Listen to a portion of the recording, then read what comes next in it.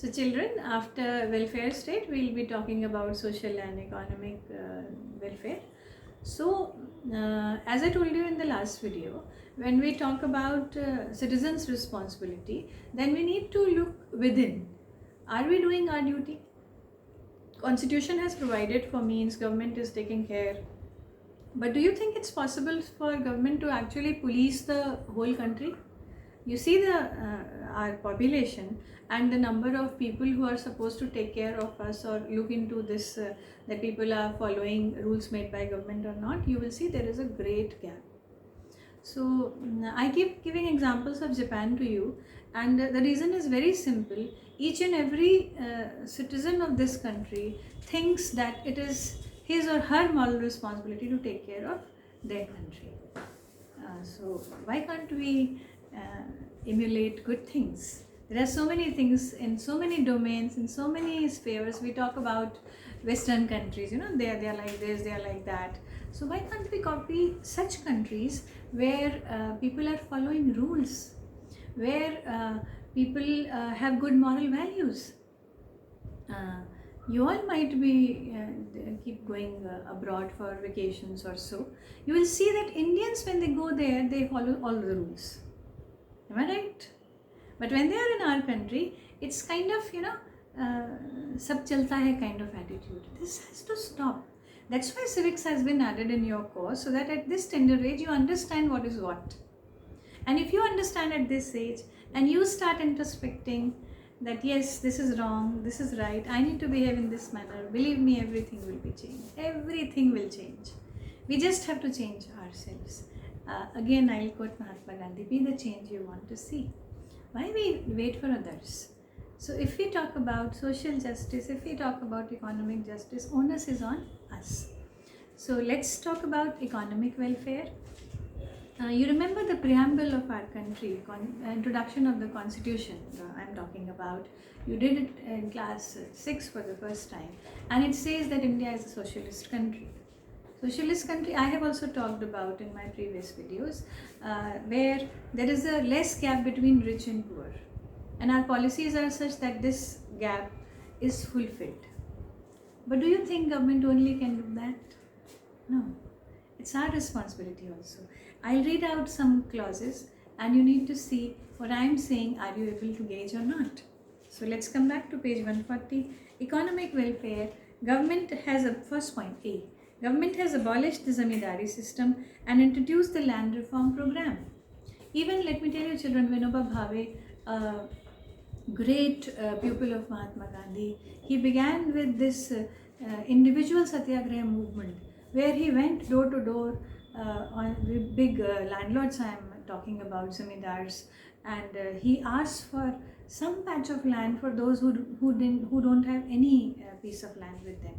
And let me tell you, then also in those days, I'm talking about 1947, 1948, then also he didn't get much success. We are selfish people some way or the other. We think about most of the time ourselves only. Old Hindi movies, so to speak, if you see those which were made in 50s, 60s, 70s, you will find those zamindars in those movies. In the literature which was created during those days, Indian I'm talking about, you will find those zamindars. From where these monsters came? All zamindars were not like that, let me tell you children, but they were. So this larger than life figure, from where did they come? They were there, real life. So who created them? Or rather, why these people were allowed to become larger than life figures? This we all need to understand. So constitution has done its part, government has done its part, they have removed the zamindari system, but are we taking care of our own people?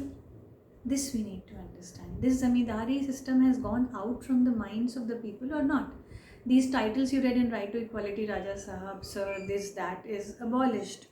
But don't you see Raja Sahibs? So this has to go from the minds, and we all need to pitch in for that. Let's talk about B, page 141. Right to fair compensation and transparency in land acquisition, rehabilitation and resettlement bill, 2013, and it came to an act from 2014. This was amended, children. let me give you example of your own school, the area Gomti Nagar I am talking about. Gomti Nagar was once upon a time it never existed. There used to be vast patches of agricultural land over there. Your LDA land, Lucknow Development Authority, acquired that land. They took that land from the farmers and then gave them compensation. If we talk about the initial compensation, children, it went into pies. Not even a rupee per piece of land was given, the measurement I am talking about. So this we need to understand. They gave away their land at you know they those I must say the compensation which they got were peanuts. And now you see today you can understand about Gomti Nagar, what is the value of the land. So don't you think they felt cheated, or they were cheated, farmers I mean to say. So this ag compensation, everything was revised, and new highways are made, flyovers, roads. There are so many things which are being made, and government acquires, this is the word, land of the farmers. But in this land of the farmers, are they giving right amount of compensation or not? This we need to government needs to see, and that's why government has revised these rates. So there are places where government is pitching in, but the same amount of compensation is reaching to the people or not, that needs to be seen. Then nationalization of banks, insurance companies, and some key industries. This is a talk of bygone eras, children. If you check in the net, you will see that these people, banks were private earlier, and these private banks were in the hands of the rich people, and these rich people, they did whatever they wanted to do with the people. Means there were no strict stringent rules. So then banks were nationalized once. Today also we have private banks. It's not that we don't have, but there are rules and regulations which have to be followed. So time to time government takes action. Then equal payment to workers and equal pay for equal work, payments of wages for for the daily wages people. You might have seen maybe at your place somebody came for daily workers I'm talking about. You took help and somebody had to be called when you were building house or something, but there is a minimum amount of money which we have to pay to them for their work. But contractors, are they giving? That is the question. You just saw in the COVID situation how was the scene, how lakhs and lakhs of migrant workers came back to their own state. So 1947 we became free, and if still this is the condition, somewhere or the other we are going wrong. This we need to check ourselves. Then Ayushman Bharat Yojana for the health, Pradhan Mantri Fasal Bima Yojana was done for the farmers. Then you have Jan Dhan Yojana. All these were launched by this by Prime Minister. Names, years and names are written, children. I am not talking about say referring to any one particular government. That's why I am not taking names over here. But you can read them, though in the revised syllabus they are not there, but if you will read them, you will get to know that government does, in every budget you see government does things for the people, but is it reaching them? That is the question. How does it reach? There are people in between who they are robbers who take away money of these poor people. So this we need to make sure that this is happening. Then there are, if we come to page 142, you will see there are schemes which government has come up with, like integrated rural development program, IRDP. From last many years this is going on, or rural landless employment guarantee program. These children, these things you should know, children. Underline them, and you will be able to understand how much government is doing.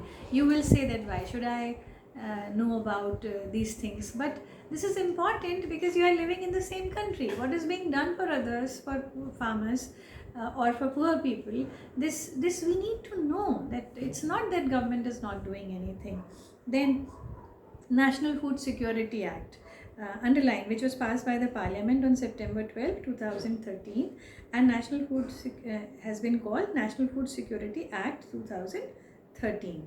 So, and do you remember Amartya Sen, the economist? So this, please surf out on the net today. This if we talk about food, then we have many aspects over here: affordability, accessibility, availability. These are the three A's of the. If we talk about food security, is the food available? Is the food accessible? Is the like availability is okay, but is the food accessible to the people? Can the people get that food? PDS system has been made, ration shops I am talking about, but are people getting that those food grains or not? That is the question. Amartya Sen, remember that we need to see.